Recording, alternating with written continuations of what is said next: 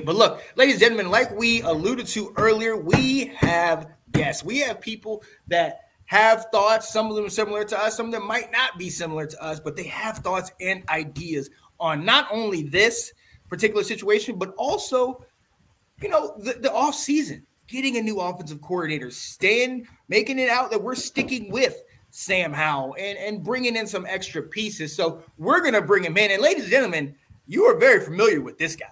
You know him as once the shirtless wonder. You know him as the guy that comes in here and sets it straight. And we are so glad to bring our guy back on the show from Herndon High School, Mr. Ab Lowe. What up, Ab? What's up, guys? Thanks for having me back, man. Yeah, man. We're excited for this. We're excited to hear what your thoughts are for the last couple months. I've been stumped, guys. I'm trying to tell you, I'm like a lot of moves. I'm like, what are they doing? But then there's a lot that I'm like, okay, I see you. Okay, yeah. I'm ready. Let's go. Yeah. Well, look, hey, let's start off with what we were just talking about. Last Thursday, it came out that the non-exclusive deal with Josh Sheridan Investment Group, it was agreed to by Dan Snyder. What are your thoughts about that and any potential other person that might possibly be coming in at the last hour? Honestly, guys, I think I can speak for like everybody. And when I say this, we just want Dan gone. Honestly, they could pick someone off the street and think they could run this team better than Dan has the last 20-something years. So honestly, that's all I'm looking forward to. And I can't wait for this to happen. And I don't know if you guys noticed, but our team is like pretty much stopped making moves while this whole deal has been going through. Mm-hmm. So the sooner this deal gets done, the more we can probably jump back into free agency and try to reassure our team. Oh yeah. Oh, absolutely. Yeah. Absolutely. Did y'all notice that at all, or? Yeah. I loved it. Good. I'll say we were really surprised that the paying extension happened. I know my internet's messing up again, so I'm like slightly delayed. But we were surprised the paying extension happened because of the fact that we didn't know if Snyder would be willing to pay him while going through these negotiations. So we were kind of like, well, yeah, they franchised him because that's all they could do. And he wasn't going to pay anybody money. But yet they did make a couple moves, and the fact that they signed Payne to a long-term deal, which means Snyder had to, well, at one point we thought he was going to have to pony up, and then the contract doesn't actually start until May, so they put some provision in there. But yeah, no, you're right. It made free agency just this like, what's going to happen, Yeah.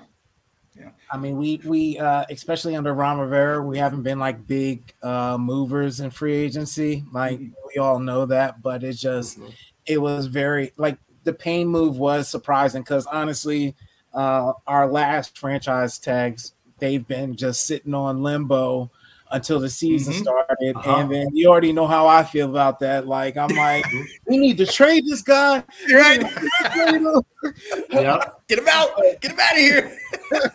Like, you're not going to sign him, so just trade him. So, right. It was like a shock to me that he got signed like a few days later or a week or so later after getting tagged. Like, that was just insane to me. So, that's good on their part. Like, hopefully that's moves towards what we can look forward to in the future.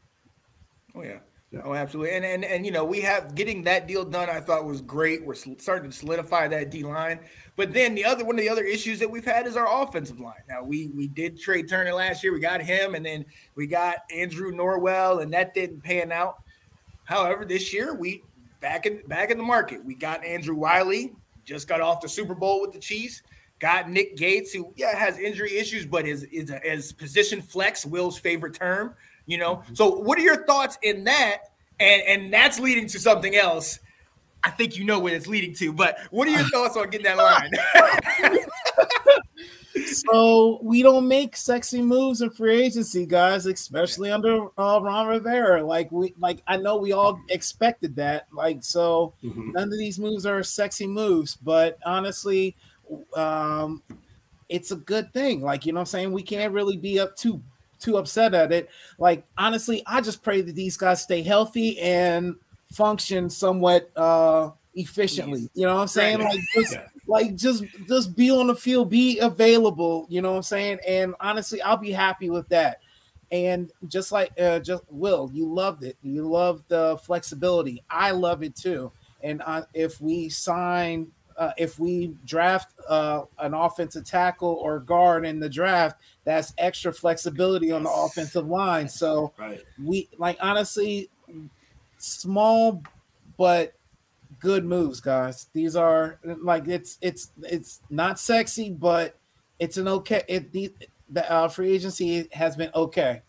Yeah, but you said it. I mean, they bring in a new offensive coordinator. One of the first signings they make is a former lineman that played with him. Like, duh, like you could see this coming a mile away. But it's good, and it wasn't that expensive of a signing. But it's also someone who's familiar with the system. So that's a no-brainer.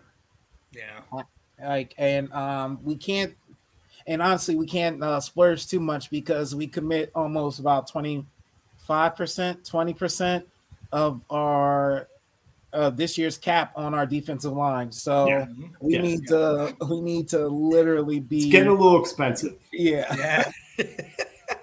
Well, hey, look, and I'm gonna go this way with it. So you mentioned D-line, and when you came on, you also mentioned that you ain't trying to hold on to people too long. Okay. I never do, guys. You already know that. If we ain't going to sign them long term, get them out of here. Let's get at least the 3rd round pick for them. So look, so we have had a conversation, Will and I, that we've kind of been iffy going back and forth about, and you are the perfect person to have this conversation because we were all here when he came, and now it's getting to that point. Chase Young is who I'm talking about, where he's had the injury, and then obviously he didn't come back till late in the year. And we're coming up with the 5th-year option, and Ron Rivera said, we're not going to pick up his 5th-year option, this and that. Do we bite the bullet and trade ahead, or do we just keep him here? Because he's a fan favorite. Now, I don't correct me. I thought Ron said we don't know if we're going to give him the 5th-year option. Correct. Yeah. It's not till after the draft that they have to make that decision. Okay. And so to me, I think we do. To me, we don't trade Chase. Yeah. We don't trade him. We do trade Sweat though. So yes, that I think we do trade one of them. We have to trade one of them, and there's no way we're going to be able to keep this whole defensive line together. There's no way. It's like the Cowboys had that problem with their offensive line a few years ago. Mm-hmm. They signed pretty much all 5 of their offensive linemen to these extravagant deals, and eventually you can't keep all of them. You know what I mean? Yeah. So it's like you're going to have to let them go. And the fact that we didn't sign Sweat early, we didn't sign Payne early, and honestly looks like we're not going to sign Young early. The fact that we're not doing that means that they're waiting to the last minute. That means a raise in salary cap. That means raise in the cap 1. That means more money to each positional player 2. So that means that these guys are going to be even more expensive than they are now. And that's not even mentioning if they have a great season next year. Right. And so that's just something you have to look at. And to me, you're going to have to trade one of these players. Hands down, you're going to have to trade one of these players. Do I want to keep them? I'm not saying that I don't want to keep them both. Right. I know everyone attacks me these are our players. That's not what I'm saying. I am not saying that. I love both these guys. Yeah. I'm just saying it is not financially possible to keep all 4 of these players long term. And I've been saying that for a while now. I've been saying that for years. There was no way we're going to keep all 4 of these guys. Mm-hmm. Yep. You should have asked Ab that last week. And last week, Will tried to say you have to keep one of the 2. Who do you keep? And I was like, Chase. I think Chase. I don't know. So we're glad. Thank you for giving us some clarity there, Ab. Yeah. So to me, you trade Sweat because you get more for Sweat. You do. You trade Sweat. You trade Sweat because he's going to be more expensive when it comes contract time next year. And you got, and honestly, a lot of people don't even realize there's players next year that are due money other than our defensive line too. Yeah. Fuller's it's contract year for Fuller, contract year for Sweat, contract year for Young, contract year for Curl. We can't sign all these players, and I know y'all want to keep Curl. Curl's one of y'all favorites. Yes. So yeah. So we have to be prepared, and honestly, prepare this year, in my opinion, for in the draft. We prepare this year for next year. Mm-hmm. Yep, that's kind of what we talked about too. Is like, what if you were to make a move? The idea, like, if you can do that before the draft, you could take that capital to replace that position. You know, and does that open it up at 16? Does that open up if you get a second round pick to, you know, replacing the guy, whichever player you got rid of, you know, for that? No, you're right. I mean, it's just you're putting a lot of money into that defensive line. Mm-hmm. However good that they are, you're starting to put a lot of money into it. Yeah, and I think you have to think about this too, guys. We've had this defensive line like collectively, what, 3 years now? 3 years, 3 years. Yeah, 3 together. Yeah. This will be the fourth year. We're still not winning any games. I know. Yeah. Yep. Yeah. So what's the point of it? What is the point dedicating all this money to? This is the Dak Prescott argument. Why give him all this money if he's not winning playoff games? You know what I'm saying? Great point. It's a great point. So what's the point of creating this all-star defensive line if we're not making it to the playoffs? Right. Mm-hmm. For the same 7 wins every season. Yeah. That's a great point. I loved your point about what the Cowboys did on their offensive line is they got nostalgic and said, we're the best in the league at this. We got to keep these guys. And then all of a sudden they went, oh yeah, we can't afford anybody else. I hope we draft well. You know? Yeah. All right. So one of the big moves of the offseason was bringing in Eric Bieniemy to run the offense. What are your thoughts on that? Guys, initially I wasn't a big fan. I really wasn't. Like, to me, if you get passed up like 3 years in a row for head coach, and to me, it's not as simple as, oh, it's a race thing, blah, blah, blah. Like, you guys know me. If I think it's racist, I'm gonna say it's racist. Call it out. So like, I'm gonna say it. But to me, 3 years in a row being passed up, like your offense was the top five, and every year you were offensive coordinator, and you can't get a head coaching job. There's something else going on. There's something else going on. Yeah. So, and honestly, I'm not saying, and I don't know the dynamics of it all. I just want to be proved wrong. That's all. Like, honestly, I'm not trying to put anything out in the universe. Just prove me wrong. Yeah. Like, prove me wrong. Like, that's all I want. Like, show me that I don't know what the hell I'm talking about. Like, please. Like, but like I said, at first I wasn't a fan, but I'm really looking forward to seeing what this guy does. Like, I really want to see the difference. Y'all already knew. I thought, I forgot his name already. Scott Turner. Y'all know like when he first got here, I was screaming for him to leave. I was like, this dude needs to get out. I've been saying it from jump, but I'm glad he's gone. EB, come show us different, okay? Yeah. So it's not. Is it like Dan Snyder, where it's just like anybody but Dan? Like, do we have the same mentality? To me, I like it's not anybody. It's just like he's the best. He was the best out there. So show me you're the best. Like, you know what I'm saying? Right. Yeah. I love the part where you said like show me something different. You know, I mean, this team needs to have that, you know, brought into them and from a championship pedigree. And it's funny that you said that because Sean and I too at the beginning of January were like, yeah, I know there's these rumors, but nah, I'm out on this. And then at the end of January, we're like, EB, we might get EB. This is might be happening, you know. And then you listen to his press conference, and you're like, "Let's go, week 1, let's go." You know, he brings that fire. That the press conference kind of like kind of showed me something. I don't know, like I was like, but then the press conference happened, and I was like, okay, all right, I might give you a chance. Okay, right. Okay. I like that all of our guys were there. Terry was there. The future was there. You know what I mean? I like the fact that they came and they were able to talk with him. And I mean, that just shows us something. But I think you're right. It's exciting to see, but there's got to be a reason why so many teams passed you up. And it's not like you're not having success, but all these teams felt that you weren't the guy. So let me ask you this, because we know it's well documented. Ab, you talked about it.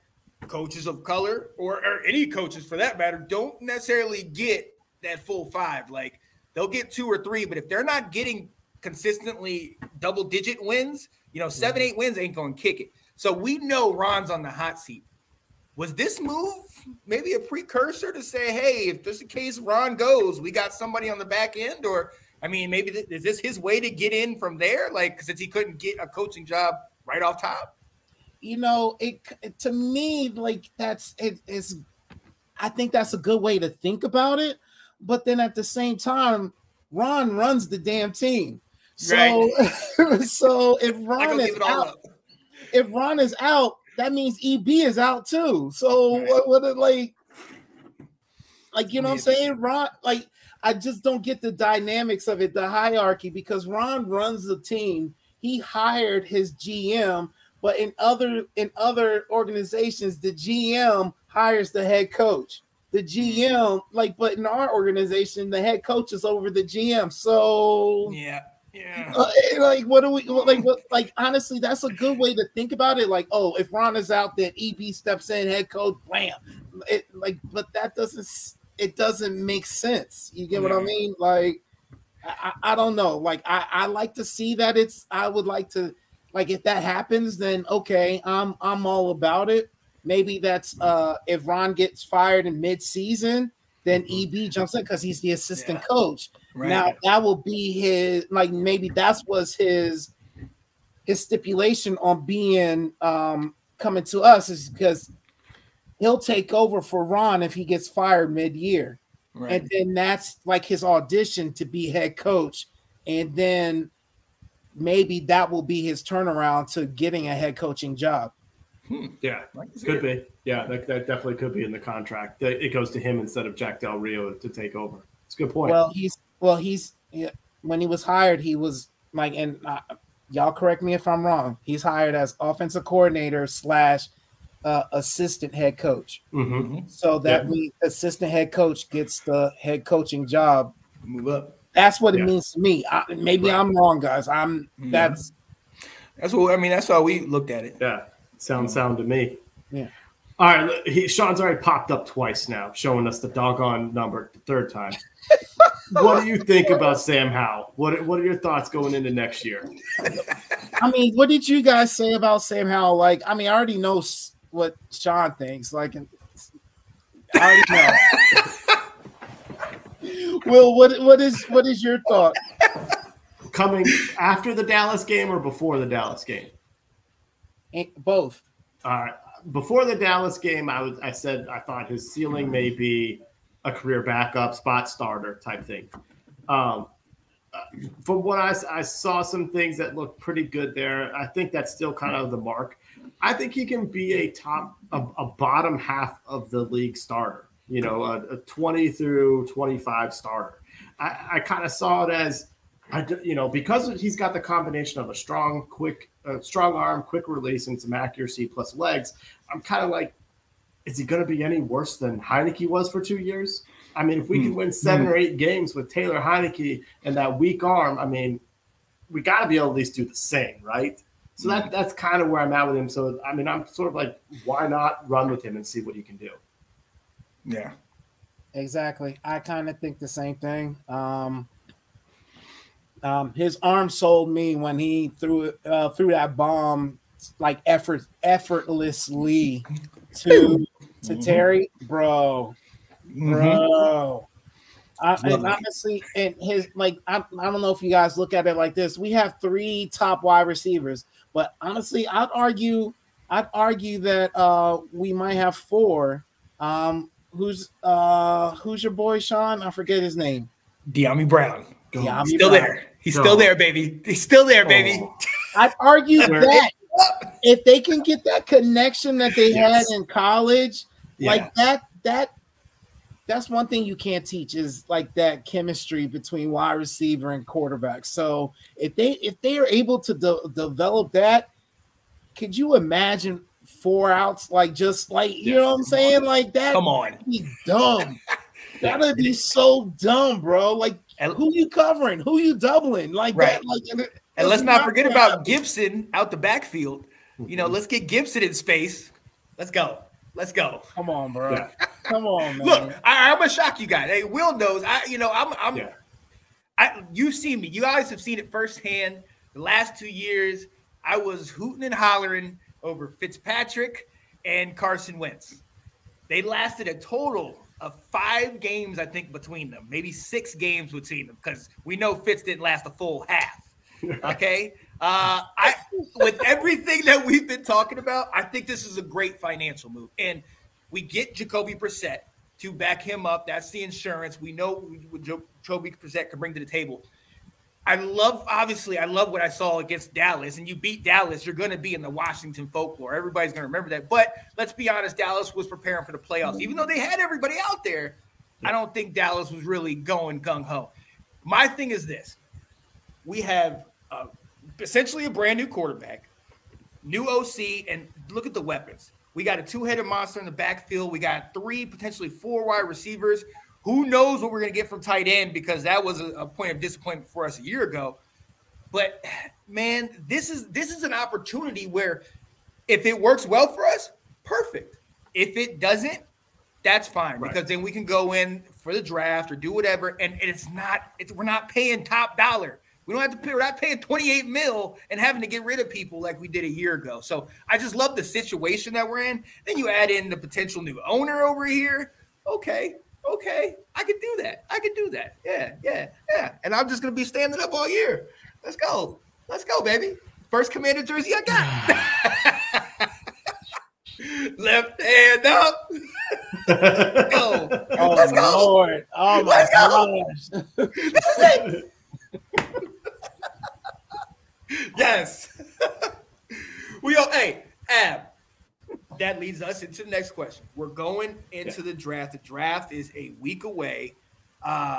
What's the position that you're looking at? What are the things that we need? Are we going online, or do we take a shot at linebacker, even though we seem to not have that as a priority ever? All right. So to me, linebacker would be the position, but linebacker is not I don't see a linebacker out there worthy of the first pick, first round pick for any team. Like top 32, I don't see it. I really don't. So to me, it's either for us is cornerback or offensive tackle. And guys, I'm telling you this, if there is not a cornerback or offensive tackle that we like, and I'm saying because there's about 4, and because they're deep deep in the first round. Offensive tackle and cornerback are deep. If there's not a top 3 or 4 cornerback or offensive tackle at 16, I'm saying trade back.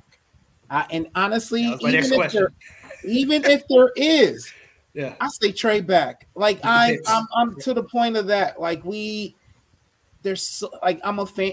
There's nothing at 16 that makes me be like, ooh, we need to get this person. We need to get that person. Honestly, I'm a fan of trading back, pick up extra draft pick, like an extra second, extra third. Guys, tell me what you think, because I know I'm not crazy. I just need to make sure you guys aren't crazy. Yeah, it's kind of what we thought. That's what we thought. We actually shouted you out in the show and said, the other option is to trade back. We could get these guys, but if Ab was here, he would say trade back. And I love that idea. And look, we saw what we did last year. We traded back from 11 to 16, got the extra picks that we definitely used, and still were able to get Jahan Dotson, who showed out in every way this year when he was on the field. So I love that idea because, like you said, we've seen. I think Keely Ringo came and visited with us, and Harrison, the tackle from Oklahoma, came and visited. They're good, they're great, but they could potentially be there later. Like even if they're not, I don't need to have them. Like, Will, what do you think? Guys, I'm sorry. Did you say me? Go ahead. Go ahead. The fact that we looked at Ringo and Harrison I think we played our hand. I think we played our hands, and that's telling a telltale sign that we are trading back. Mm-hmm. So, like, honestly, I think everybody, like, I've done 20 mock drafts, probably. Of course. Just 20. That's it. Yeah, that's it. And I'm not saying these mock drafts are like so accurate and everything like that, but I'm just trying to say, like, even in the mock drafts that I see on TV, I rarely see Ringo in the first round, like being taken in the first round, or Harrison. And if Harrison's taken in the first round, it's very late. Yeah. Right. And if Ringo is taken in the first round, it's very late. So, guys, if we're looking at these guys, we, like, honestly, don't be surprised. I'm saying trade later in the first round. Don't be surprised if we trade into the second round, guys. Okay. That's how looking at those two players, that's what it looks like to me. Yeah. I'm with you too on this.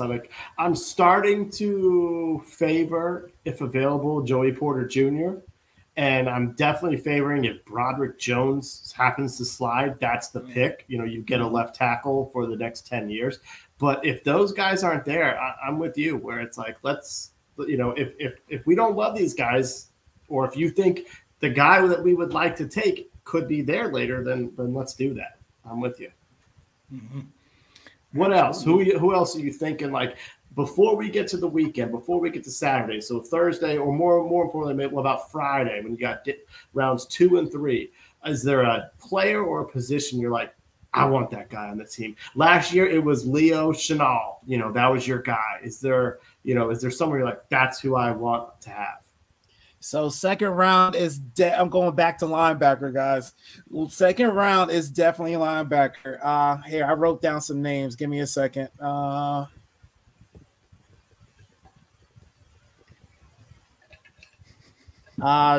Drew Sanders, Arkansas. I talked about him. Yeah, loves him. That's right.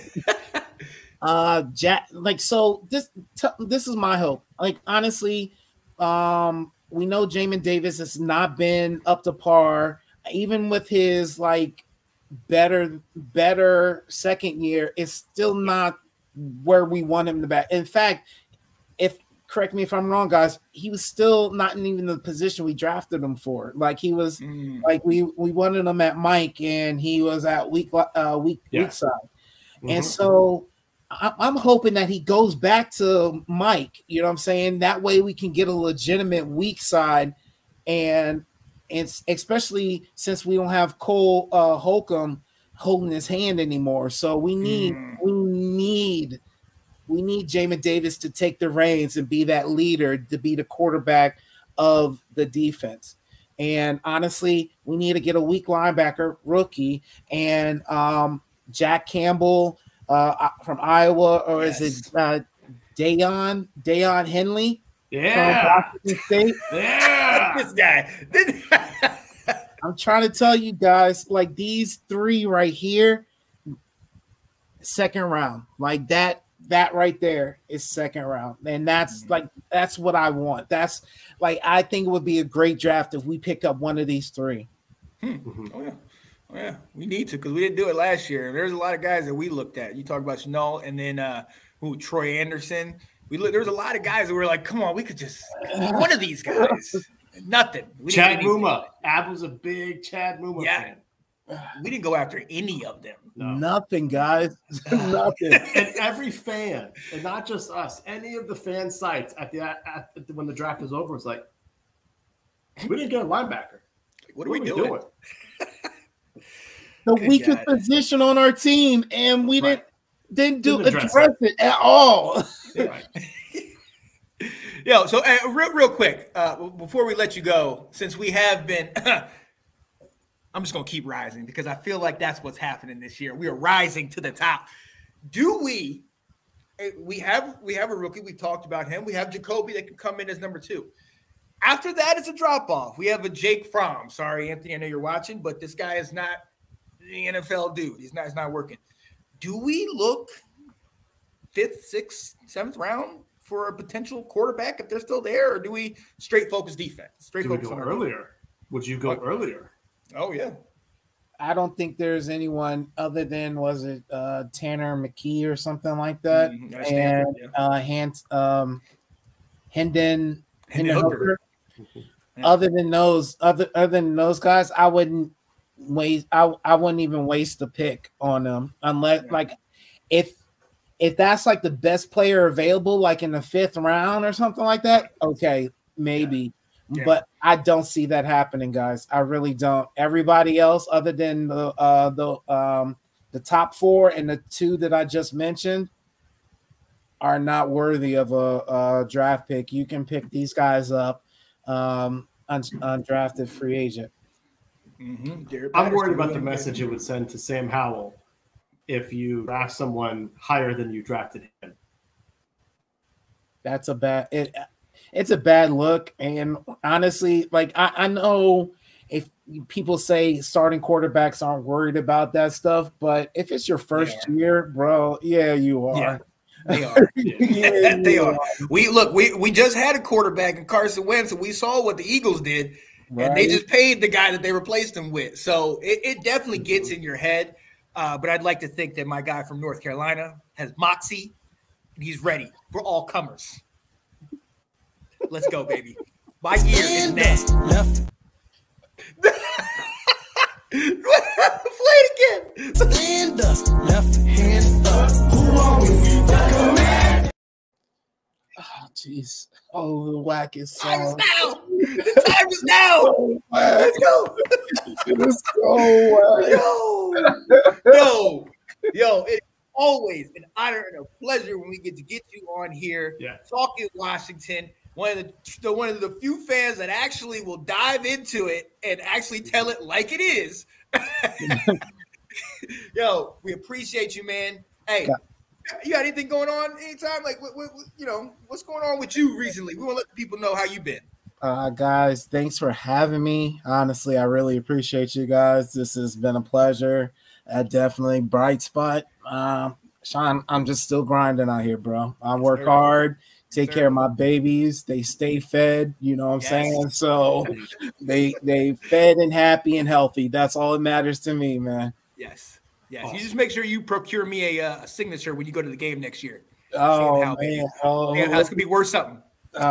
We'll see. Ab will be like, get him out of here. Who is this guy? Bring in Jacoby. The loudest one. Right.